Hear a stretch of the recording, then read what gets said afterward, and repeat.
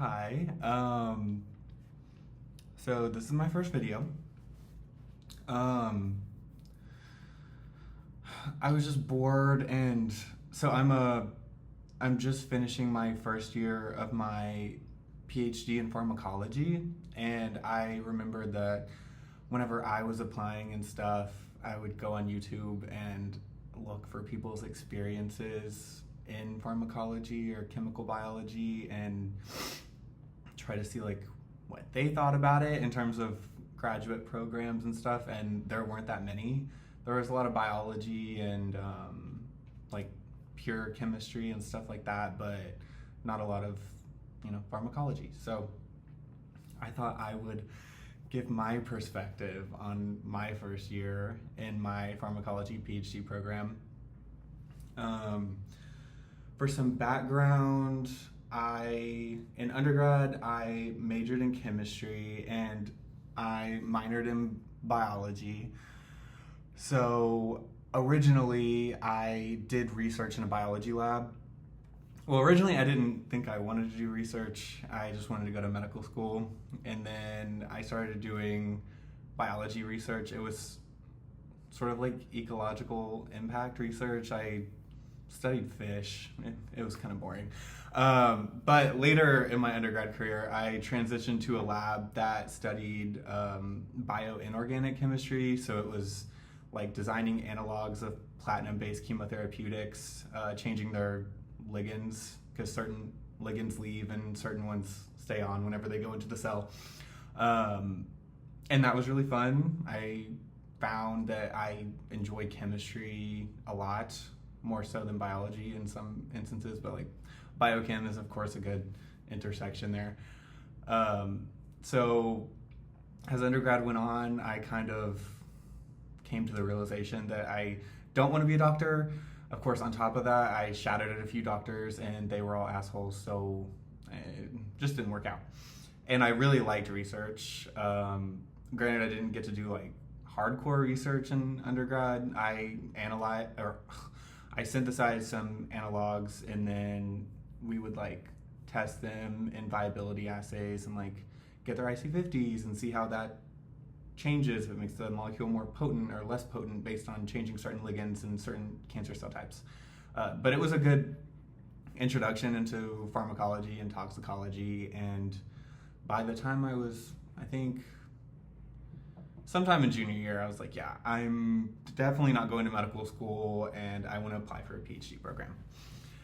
So whenever I decided to do that, I talked with my PI, which is the person who's in charge of your lab. My PI in undergrad, she's great, love her, miss her. And so we kind of like got a plan together. I didn't know exactly what I was doing. Of course, I mean, obviously you have to like apply to PhD programs, but it was like, I think in the back of my head, I didn't know exactly how a PhD worked originally, which I don't know why I would have. But I came to the conclusion that that is what I wanted to do after talking to her for a while, and I decided to apply. And so I didn't know anyone who had applied to PhD programs in STEM because not a lot of people in my undergrad did. Like a very, very small fraction of people ended up doing that.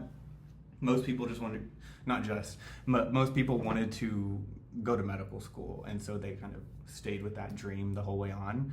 And so this kind of brings back to how I was like looking at YouTube videos being like, what am I supposed to do? So I tried to start narrowing down schools and just being like, is the school good? Is it a good location? Do they have research that I actually want to do? Does it have a good reputation? Does it put out robust research? All very good questions. I think if I could go back in time, I may have looked at applying a little bit differently than I did, but I am very happy with where I ended up and what I'm doing now. So that's not really important. But yeah, so I started kind of narrowing down my list, and I wanted to go into a PhD right out of undergrad. Like I didn't want to take a gap year or anything because I didn't think I would go back. And so I like made sure that I was going to get into a program. So I applied to like 12 or 15 of them. I don't know. I applied to a lot of them. And so I finally narrowed down my list based on the factors that I mentioned earlier. And I got interviews to most of them, and they started in like November, I think, of my senior year. But of course, that would like vary by program. And so, interviews, that's a whole different thing. Not fun, usually. Sometimes they're fun. But I came to the realization that I didn't really like them a lot. But yeah, so once you like decide on a school, well, first, I mean, before you apply, you have to like write your personal statement and like get your CV together and transcripts or whatever. If anyone actually watches this and wants more information, I will totally share. But yeah, once you get all your stuff together, pick out your schools, you apply, it kind of lays low there for a while. Well, it depends on when you apply. Some of them, I mean, if you apply like 2 weeks before the deadline, then you might hear back pretty quickly. But for a lot of mine, I applied in August and the deadline was in like November, December. So there are a few months of just nothing, obviously. But yeah, once you get the interview invites, then you start going to them, of course. So my first interview, this one just sticks out as the worst. And I wasn't prepared at all, is the thing. I still got in somehow. But so I went to this interview, and a couple of them like did the same thing. So these two people studied psychopharmacology, and one of them was designing an antibody that binds to cocaine so that addicts like couldn't get high even if they still like snorted cocaine or whatever. And then the other person was studying the effects of cocaine on like mouse behavior. I don't know. I mixed the two up. Sorry. Like, you know, there were like 9 people I was meeting with that day. And I walk into the first person's office, and he was like, "So what do you think of my research?" And I was like, "Oh, I love it." And I was like, "Oh," he was like, "What do I study?" And I was like, "Oh, you study the mouse behavior with like cocaine." And he was like, "No, don't." And then he was really mean for the rest of the time, and I sat in there for an entire hour. But the rest of the day was fine. Kind of. I was really happy to go home. That was like an 8-hour process. And the other thing is that some interviews will be super long, and you'll meet with like a ton of people. And then other ones, like the school I went to, I met with 3 people. It was like 3 hours long or 3 hours long or something, and it was good. It was fine. That one was much better. But yeah, after sorry, excuse me, I'm not editing this, I'm sorry. After you submit your stuff, apply, do your interviews, get your acceptances, hopefully, then it comes the time to pick your school. So there's like a lot of factors in that too. Obviously, it's just a hard decision, especially if you like multiple schools, and then you get down to like location, if it's close to family, if you want to be by your family, or if it's far from your family and you want to be away from your family, and stipend, that's a big one. Some schools, like I applied to this, basically the same kind of program for most of the schools. Some of them were like specifically like medicinal chemistry and pharmacology, but most of them were these umbrella programs, which I know a lot of schools are beginning to implement, if not like they've been implementing them for a long time. I'm not really sure. Like the school I ended up going to, I joined an umbrella program. And so an umbrella program just like encompasses a bunch of different areas of research and degree programs like pharmacology and biochemistry and genetics and blah, blah, blah, blah, blah. And so you like come in with a class of 40 or 60 or 100 or whatever, and then y'all split off into your respective PhD programs. So you end up just being like it still ends up being like 10 people per program or 7 people per program, like it would be at another school if they were just like being like you were going into one specific program, but instead you just join with a bunch of people. But yeah, so what I was saying is like the stipends, they don't vary like a ton, but there's some schools that have really good stipends, especially for the area that you live in. And so like personally, I don't think like a stipend of like $25,000 is livable regardless of where you are, especially after taxes, because when you're making like $22,000 a year or 21 or whatever, yeah, I don't know. 30, probably fine. My friend's in a PhD program and she makes 31 or 32 and she's fine, I think. My program is going up to 38 this year, so that's fine. That's great. And it's like definitely livable. But I think my school's like on the higher end of stipends.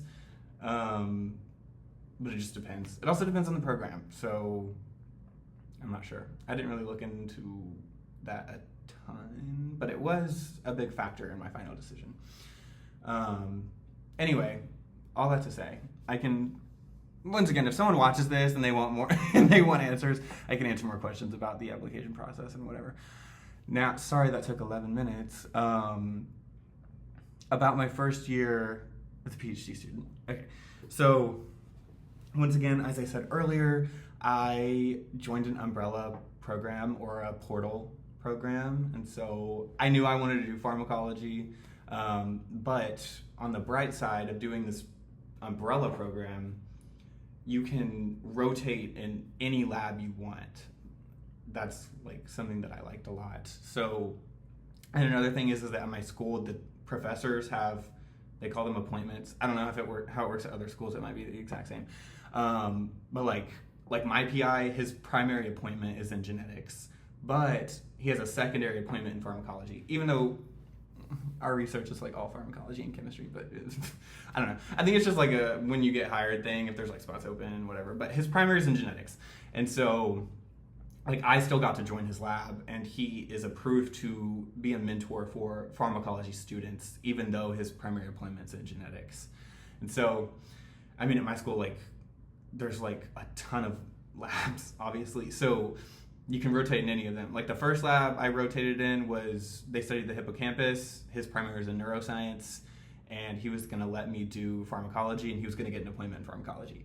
My second rotation, his primary is in genetics too, and he was gonna let me do pharmacology. So I think it's just really good to do the umbrella programs, especially if you're not like 100% sure, or if you wanted to kind of integrate pharmacology or whatever you're interested in, maybe into an area or a lab that hasn't previously done that would like to do that and would like to have that expertise, and to have a graduate student who's super interested in that so that they could still join the lab, even though they themselves are a professor of a field that isn't the one you want. That might have been really confusing. I don't know. Anyway, yeah. So with my program, we started in July, and that was so that we could do a full rotation before classes started. So we started like July 5th or something, and then classes started at the end of August. I found that to be really nice. You get to know your way, you get to know your way around campus, you get to know some of the people in your cohort, you just kind of get your bearings for like 6 or 8 weeks before you just have to start going to class and to lab at the same time. It just makes things a lot easier. But yeah, so I did my first rotation from July to August, or the end of August. That was the lab that studies the hippocampus. For those who are watching this and don't know, whenever you do a PhD program, in most cases, like in STEM, you do your thesis work in a lab. Obviously, it's a research degree, so you will inevitably join a lab that you will stay in for the entirety of your PhD and do all of your research in that lab. And so you want to pick the right one that aligns with your interests, but also you want to pick one where you like the PI, which is the professor, you get along with the professor, you like their mentoring style, because some are like hands-off, some are hands-on, and you also like and get along with the people in the lab. Additionally, figuring out if you're capable of doing the work in that lab as well. And so at my school, I think it's pretty common, you do 3 and you can do up to 4, but it's frowned upon. For my program, it was expected that you are done with your 3rd rotation by the end of December, and then at that point you pick your lab and you pick your program so that you can start program-specific classes in the spring of your first year, in addition to starting your lab work in the lab that you chose in the spring of your first year to like get things going. I know that some schools work a little differently. Like my friend, I think it's just like normal for their system, for their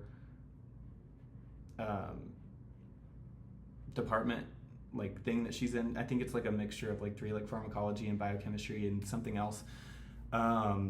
Dietetics, nutrition. Sorry, it's not important. But I think that they do 4 rotations, just like generally, and then they join a lab in like March to May or something. So I mean, it's gonna differ program by program, but personally I appreciated it for my program because I wanted to just be done and start as soon as possible. The rotations aren't bad, it's just like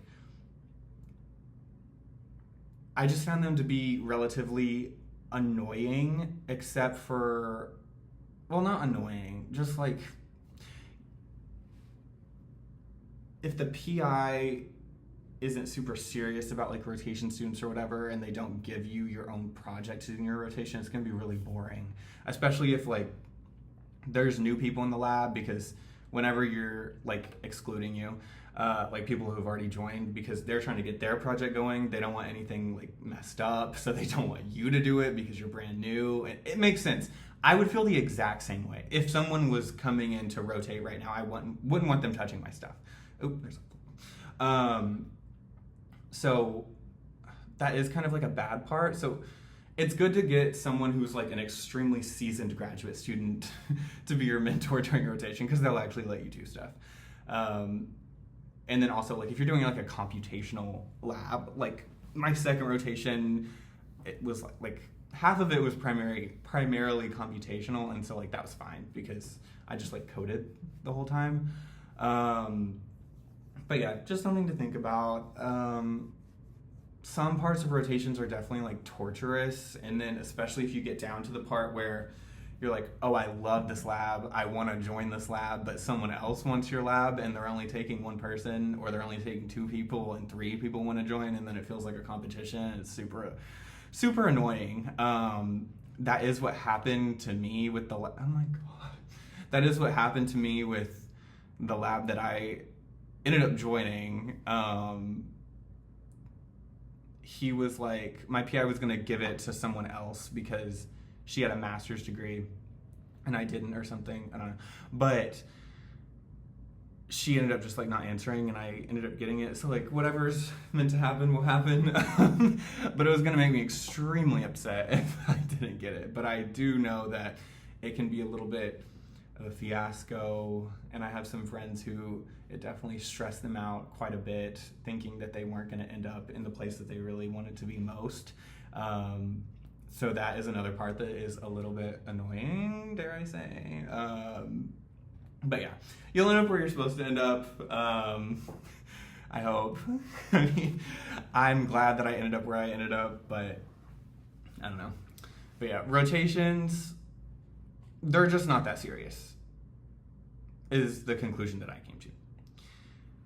Unless you get like a crazy asshole like PI that is just like expecting so much from the get-go and they don't even know you, then like you don't necessarily have to get anything done. They're not expecting you to get like viable data. They just want you to know if you like it. That's like basically the whole point. Especially in terms of the department I'm in, like the pharmacology department, like the head or the leaders of that department, like they've told me like our rotations are like relatively short, but yeah, it's just to see if you like it, and you'll know pretty soon. I've also seen a few times that like people know they don't like it in the beginning and then they stay.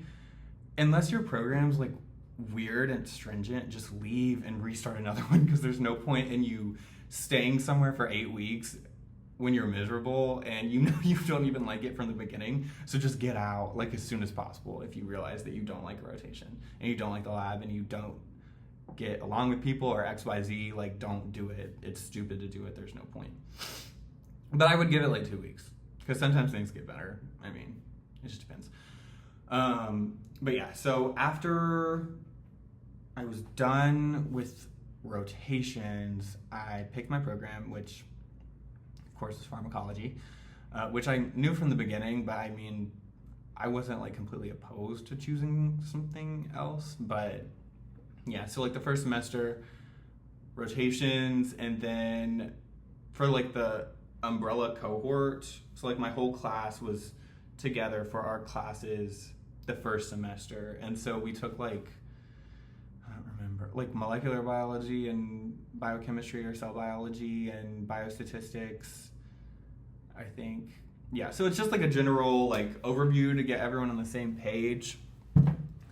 And then after that semester was finally over, not my favorite time of my life,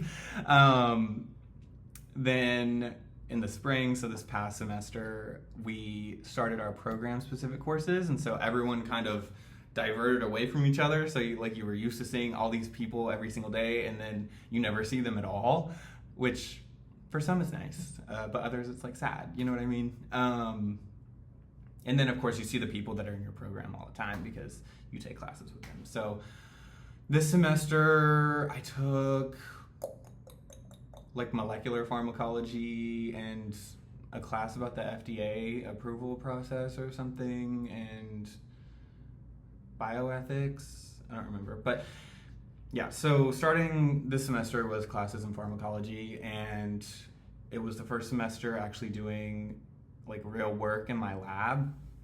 And I do have to say, at the beginning, it was a bit of a learning curve, but I'm very appreciative that it was like, I don't want to say it was intense, yeah, but like, it's not like I didn't want it though, you know what I mean? Like, I would say that it was a learning curve for me. It was intense, and it like made me really tired, but I liked it. Like, I wasn't like I don't want to like do this at all. Like, I was like, I did want to do it. I was enthusiastic about it, and I still am, but I don't know. I just feel like it can be perceived a certain way. I don't want it to come across as like, ew, I hate it. And I like it a lot. It was just like, whoa. It's like coming on a little quick, but then I realized that it's like very addicting to get data, so makes sense. Yeah, I really like it a lot. So, but like on a side note, I did have a lot of trouble, I would say, my first semester. Just to be like transparent, my undergrad was like an hour away from where I'm from, and so I was used to being able to, you know, like go see my parents or my friends or whatever, like constantly. And then the school I go to now is like 9 hours away from home. And this whole time I was like, or like, I would say the last 2 years of undergrad, I was like, oh, I could go to school wherever I wanted to. It doesn't matter. I'm from the South. I was always like, I don't like the South. Like, whatever, I'm fine. I will be totally fine if I move as far away as possible or blah, blah, blah. Turns out it was actually way worse than I thought. It did make me grow up a lot, I would say, but it was a bit depressing. Like moving here, 9 hours away from home for the first time ever, alone, starting grad school. There was just a lot of big changes, and I know that change is good. But it was something that I definitely had to overcome because there were many, like, it's not all rainbows and sunshine, of course. I did enjoy my first semester scholastically, but in my personal life, I did not, would be a better way to put it. Yeah, it just, I don't know. When I finally like got to the end of that semester, and where I go to school, like the winters are very depressing and the winter is very long, so that didn't make it any better. But yeah, once I got to the end of the semester, I got down to that point and I was like, oh, I'm not gonna get into this lab. This is like my last straw. I was like, I wanna move back home. I heavily contemplated moving back home. I'm glad that I didn't, but it was like, I had talked to my parents about it. Like, it was like heavy on the mind. I was going to probably drop out and leave. Not because I couldn't handle the school or whatever, just because like I couldn't take being here. So whenever I got confirmation that I could be in the lab that I wanted to be, which I know it sounds like I'm like putting all of the weight of my mental health on joining that lab, but it was like this like one last thing, and I was like, if I don't get into this space that I want to be in for the next 4 or 5 years, like that is going to be awful. But I did end up getting in. And so then I started doing my thesis work. I started the next semester. I met more people. I made more friends. I had very good friends before too, but I met more people. I got more involved in the department and whatever. But things just got a lot brighter this semester. I'm fine now. I'm very happy, and I'm glad and appreciative that I get to go to school, and I'm really enjoying my work. But yeah, so I understand if anyone watches this and they've felt the same way. I'm sure a lot of people, even in my class, felt the same way that I did. But yeah, it was just such a different thing, a different feeling. I'm just so used to being, at home. Granted, I did fly home once a month from like June or July until December, but just to like keep me sane. But now I'm good. I go home like every couple months to every 3 months, but not because I feel like I like have to survive. I know that sounds dramatic, but all in all, my first year of grad school, I would say I've done the most growth that I ever have in my entire life. And I do feel content with where I go to school, the work I'm doing, and the people that I'm around. So it's a happy ending. Well, it's not the end, but happy ending to the first year. But yeah, so I don't know if I have anything else to say. Hope this helps. I'm a yapper, so I like to just talk, and I just talked for 30 minutes. Yeah, I might just make more videos. I don't know. This is kind of fun. Well, bye.